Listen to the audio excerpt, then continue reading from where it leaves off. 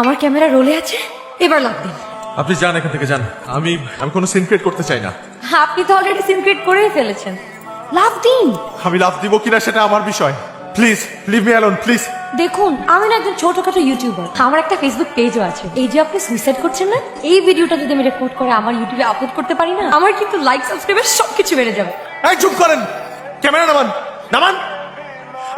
আমি একটা মানুষ, আমি এখান থেকে লাভ দিয়ে মারা যাচ্ছি আর আপনি আসছেন আপনার লাইক কমেন্ট নিয়ে। রিডিকুলাস। মানুষের মধ্যে কোনো মনুষ্যত্ব নাই, কিচ্ছু নাই। আমি কিন্তু আপনাকে দেখে ওখান থেকে এসেছি, আপনি প্লিজ লাভ দিন না, তাহলে আমার চ্যানেলটা না পপুলার হয়ে যাবে। আর আপনি যদি যেতে যেতে আমাদের কিছু একটা দিয়ে যান তাহলে ক্ষতি কোথায়? এটাই হচ্ছে আমাদের জেনারেশনের সমস্যা। আমরা শুধু নিজেদেরকে নিয়ে ভাবি, অন্যদেরকে নিয়ে ভাবি না। সেলফিশ, স্টুপিড জেনারেশন এটা, স্টুপিড। স্টুপিড আমি নাকি আপনার লাভ, যার জন্য আপনি সুইসাইড করতে যাচ্ছেন? এক্সকিউজ মি, আপনি কি তাহলে ভেবেছেন অন্য কোথাও গিয়ে সুইসাইড করবেন? Shameless. You can do it. কি ব্যাপার, আপনি এরকম করে তাকিয়ে আছেন কেন? জাস্ট কেটে ফেলুন। আপনি আমাকে ফলো করতে করতে এই পর্যন্ত চলে আসছেন। আমি আপনাকে শেষবারের মতো বলতেছি, আমিও আপনাকে শেষবারের মতো রিকোয়েস্ট করছি, প্লিজ রকটা কেটে ফেলুন না। আপনি আমার পেছনে জোকের মতো লেগে আছেন কেন? সমস্যা কি আপনার? কারণ আমি না কখনো স্বপ্নেও ভাবিনি কাউকে সুইসাইড করতে দেখবো।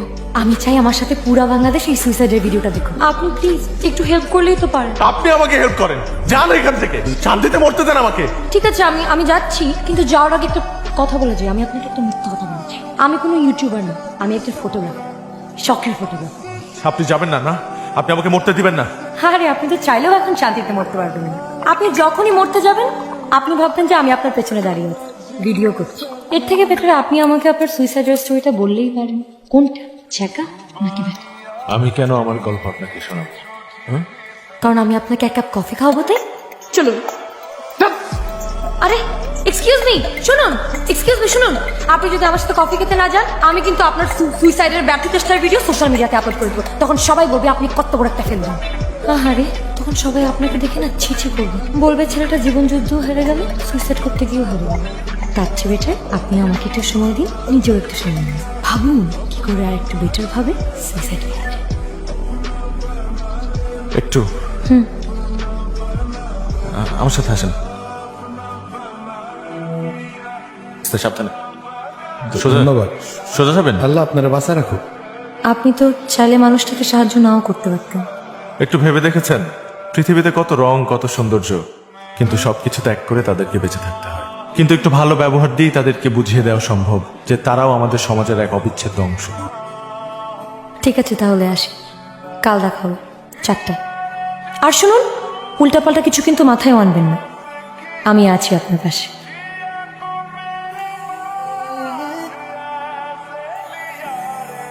Wow, amazing. I love you. I love you more than I can say. আপনি ঠিক আছেন? কি করছেন এগুলা?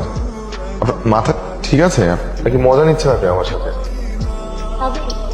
আমি মোটেও তোমার সাথে মজা করছি না, আমি সত্যিই তোমাকে ভালোবাসি। আমি জানি তুমিও আমাকে ভালো অ্যাটলিস্ট পছন্দ করো। করি না আমি আপনাকে পছন্দ? না, হ্যাঁ পছন্দ করি, কিন্তু বন্ধু হিসেবে। এর থেকে বেশি কিছু না। ভালো হয়ে গেছেন আপনি।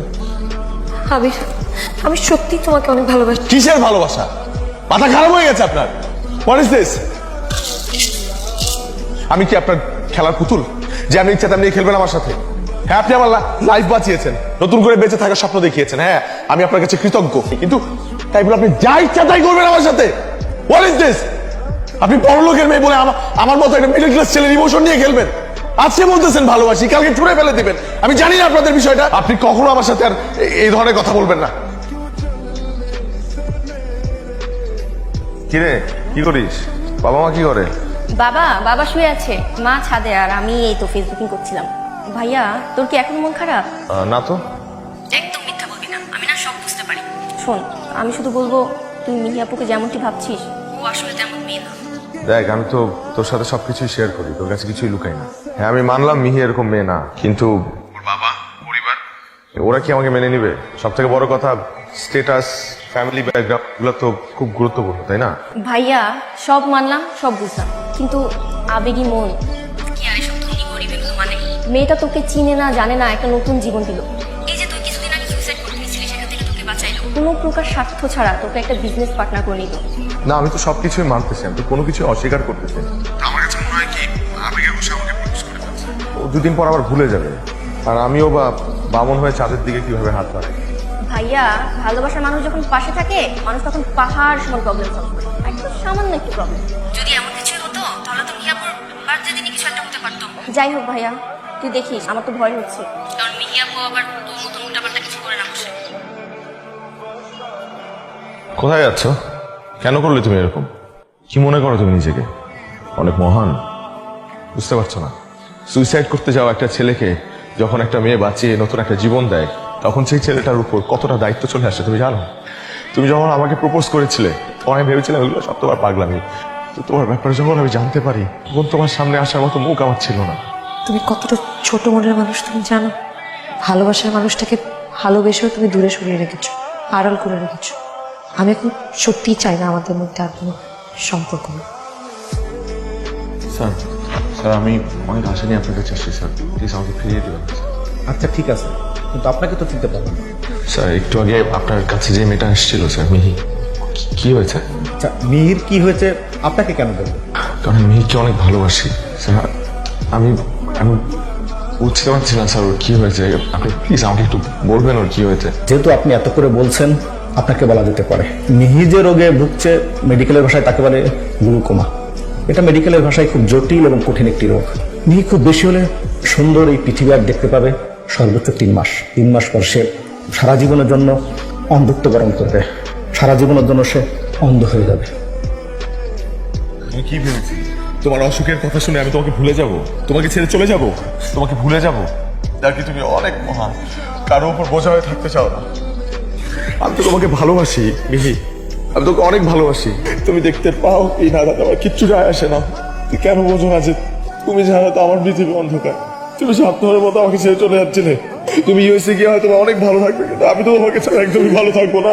আমি আমি কাউকে আমার অন্ধত্বের উপহাস করতে দিতে চাই। কে করবে তোমার অন্ধত্বের উপহার? কে করবে? আজ থেকে 10 বছর পর আমার ছেলে মেয়েকে তোমার প্রত্যেকটা ছবির পেছনের গল্প শোনাবো। না, আমি তোমার ছেলে মেয়েদেরকে গল্প শোনাবো না, আমি আমাদের ছেলে মেয়েদেরকে গল্প শোনাবো, প্রত্যেকদিন শোনাবো।